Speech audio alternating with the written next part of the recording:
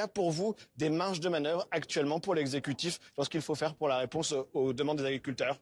Oui, je pense qu'une loi d'urgence n'est pas la réponse attendue, en fait. On voit bien que ces lois d'urgence, on les collectionne au fur et à mesure depuis des années, et qu'en fait, ça ne percole pas sur le territoire. C'est-à-dire que nos agriculteurs, à la base, n'en voient pas les effets concrets.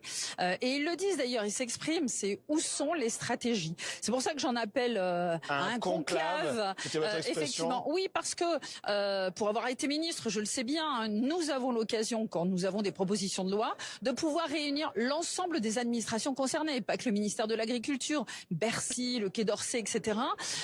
Et en fait d'arbitrer sur les évolutions que nous pouvons donner, soit réglementaires, soit législatives. Et en fait, c'est ce qu'il faut que l'on fasse. Maintenant, il faut qu'à la fois nous ayons cette stratégie à long terme, filière par filière, ou même voir des filières croisées, des stratégies croisées sur les filières, et puis sur les demandes qui sont exprimées, à savoir la simplification. Nous ne pouvons plus avoir tant d'aberrations. Donc maintenant, il faut se renfermer dans une pièce, avoir tout le monde, avoir l'administration, les personnes concernées et avancer. Je crois que c'est ce que nous demandent les agriculteurs, avoir du concret sur le terrain. Donc cette loi d'urgence agricole portant sur plusieurs priorités aux prédations, c'est-à-dire la lutte contre les attaques de loups ou encore les moyens de production, ce texte, c'est pas l'urgence. Il y a déjà de quoi faire avec ce qui a été voté au Parlement. Il faut maintenant plutôt mettre en œuvre ce qui a déjà été voté. Mais bien sûr, ce sont des sujets qui sont urgents. Mais vous voyez bien qu'ils sont très partiels par rapport à ce que nous demandons aujourd'hui. Quel est le modèle économique agricole?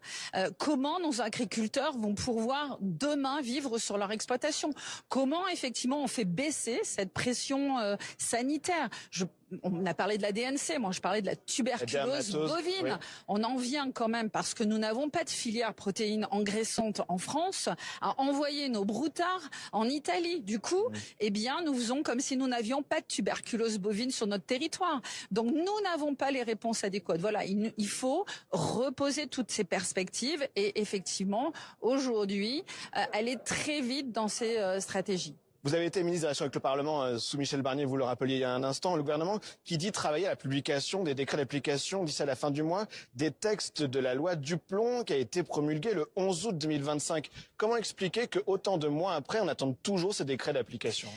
Par le stop and go, parce que effectivement nous avons eu des changements, la crise politique, nous avons des changements, donc il y a des moments, des trous dans les décisions auprès de nos administrations, ce qui fait que la machine se ralentit puis repart. Donc cette instabilité politique et cette crise institutionnelle nous a fait ralentir, et on le voit bien, il y a des problématiques dans plusieurs lois, oui. Mais il convient là d'accélérer effectivement les choses. J'ai une dernière question sur le Mercosur. On voit que la signature du traité approche. A priori, ce serait samedi. Il y aura ensuite la ratification par le Parlement européen.